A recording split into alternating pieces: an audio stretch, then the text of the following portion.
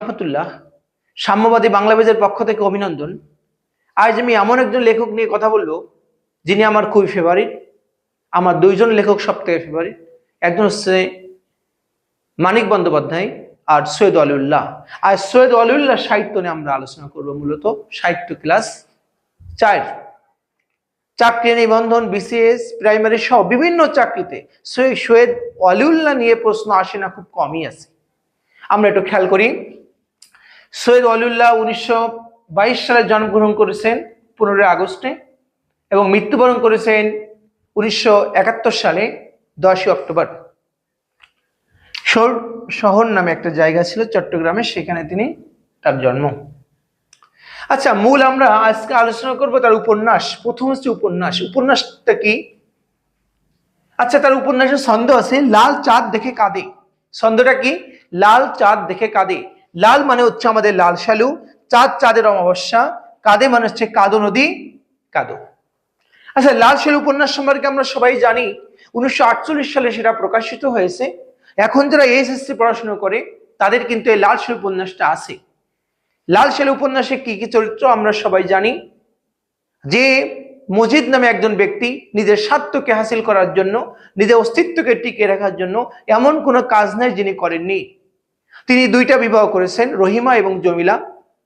লাস্টে আপনারা সবাই প্রায় জানেন। এবংটা কি, এই লাল সালু উপন্যাসটা ইংরেজি এবং ফরাসি 2টা ভাষাতেই কিন্তু অনুবাদ হয়েছে এবং এই অনুবাদের নাম হচ্ছে দ্য ট্রি উইদাউট রুটস। এই যে আমাদের ইংরেজি এবং ফরাসি 2টা ভাষায় এই লাল সালুটি আমাদের অনুদিত হয়েছে। খুবই খুবই খুবই গুরুত্বপূর্ণ, আমরা ভালো করে পড়ব। এরপরে আসি আমরা চাঁদের অমাবস্যা। চাঁদের অমাবস্যা হচ্ছে 1964 সালে প্রকাশিত হয়েছে এবং 2জন ব্যক্তির নাম আছে, একটা আরেফ আলী আর কাদের।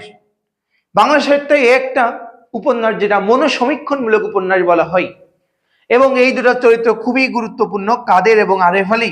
পরীক্ষায় এমনও আসতে পারে আরেফ আলীর চরিত্র আছে কোন উপন্যাসে, কাদের চরিত্র আছে কোন উপন্যাসে, এবং এগুলো আমরা জানতে হবে। এরপরে তৃতীয় হচ্ছে কাদো নদী কাদো। 1968 সালে এটা প্রকাশিত হয়েছে। খাদিজা এবং মোস্তফা নামে বিশেষ করে 2টা নিয়ে আলোচনা করা হয়েছে এখানে। খাদিজা মোস্তফা সম্পর্কে আমরা হয়তোবা কেউ কিছু জানি মনে হয়। যে মোস্তফা এবং খাদিজা মনে মনে মোস্তফাকে অনেক ভালোবাসতো, কিন্তু তার খালাতো বোন হয়। কিন্তু একসময় যখন এই মোস্তফা যখন বিবাহ করে, সে আত্মদ্বন্দ্বে ভোগে যে আসলে সে বিবাহ করছে, অথচ কিন্তু এর জন্য দায়ীকে। পরবর্তীতে এই খাদিজা মারা যায় এবং এর জন্য দায়ীকে মূলত সমাজ। আচ্ছা, এই সৈয়দ ওয়ালিউল্লাহর উপন্যাস, নাটক সবকিছুতেই একটাই কথা, সমাজের সাথে ব্যক্তির দ্বন্দ্ব। এই দ্বন্দ্বটা কিন্তু মূলত ফুটে তোলা হয় এই প্রতিটা উপন্যাসে। মনে হয় কি সমাজটা আমরা চোখের সামনে দেখতেছি, যে সমাজটা আমরা দেখতে পাই না, কিন্তু সৈয়দ ওয়ালিউল্লাহর সাহিত্য যখন পড়বো আমরা মনে হয় সমাজে আমরা দেখতে পাচ্ছি। তাহলে এটা তবারক নামে একজন স্টিমার যাত্রী ছিল, তার মুখে মোস্তফার জীবনটা শোনা হয়েছে। মূলত তাহলে ছন্দ কি? লাল চাঁদ দেখে কাঁদে, লাল সালু, চাঁদের অমাবস্যা এবং কাদো নদী কাদো। এই 3টা হচ্ছে সৈয়দ ওয়ালিউল্লাহর উপন্যাস। এরপরে আমরা যাব হচ্ছে নাটক। সৈয়দ ওয়ালিউল্লাহর নাটক হচ্ছে আমাদের ছন্দটা কি? বহিপীর তরঙ্গ উজানে সুরঙ্গ কাটে। বহিপীর তরঙ্গ উজানে সুরঙ্গ কাটে। এই বহিপীর নাটক আমরা সবাই জানি।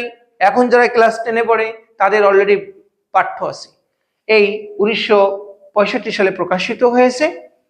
সেখানে বহিপীর এবং তার একটা মুরিদ, হকিকুল্লাহ ছিল মুরিদ, এবং তাহেরা নামে আরেকটা মেয়ের, সে বিশেষ করে বিবাহের সময় সে পালায় যায় তার চাচাতো ভাইয়ের সাথে। এই যে একটা কাহিনী আছে। কারণটা কি? এই নাবালক একটা মেয়েকে ওই পীর সাহেব বিবাহ করেন। এই যে সমাজের সাথে ব্যক্তির দ্বন্দ্বটা মূলত এখানেও দেখানো হয়েছে, যে সমাজ যেটা মেনে নিচ্ছে না, কিন্তু ধর্মকে নিয়ে সেটা চাপিয়ে দেওয়া হচ্ছে। এরপরে আমরা তরঙ্গ ভঙ্গ 1966 সালে প্রকাশিত।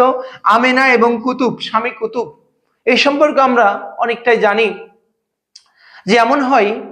আচ্ছা, এই যে আমেনার কিন্তু 2-3টা ছেলে মেয়ে ছিল। এই ছেলে মেয়ে নিয়ে সে কাজ করতেছে এক বড়লোকের বাড়িতে, কিন্তু সেখানে যে দেখে কি ওই বড়লোক কিন্তু তাকে কাজে নেয় না। কেন কাজে নেয় না? কারণ বলছে ওই যেহেতু ছেলে মেয়ে আছে, কাজে ডিস্টার্ব হবে, এই জন্য তাকে কাজে নেয় না। আমেনা পরবর্তীতে তার স্বামী ছেলে মেয়েদেরকে ধুত্রা পাতার রস, এই রস খেয়ে তাদেরকে মেরে ফেলায়। ঠিক মেরে ফেলানোর পরে ওই যে বড় লোক যে বাড়ি কাজে গিয়েছিল, তারা কিন্তু বিচার দেয়, কোর্টে বিচার দেয় যে আসলে এর জন্য দায়ী কে, এই আমিনাকে ফাঁসি দিতে হবে, আর আমিনা দায়ী। বিচারক মঞ্চে হাজির, বিচারক এজলাসে আছে। তখন বিচারক ভাবছে এই যে সমাজপতি, তাকে তো সে তো অপরাধ করছে, কারণ সে যদি কাজে নিত আমিনাকে, আমিনা কিন্তু এই তার স্বামী পরিবার পরিজনকে মেরে ফেলতো না, এই বড়লোক। কিন্তু আমরা আইনের চোখে তো বড়লোককে কখনো ফাঁসি দেওয়া যাবে না, এই জন্য বিচারক নিজে নিজে আত্মহত্যা করে। এই যে ব্যক্তি সে সমাজে একটা দ্বন্দ্ব, এই সৈয়দ আলিল্লাহর নাটকেও আমরা এই জিনিসটা দেখতে পাই।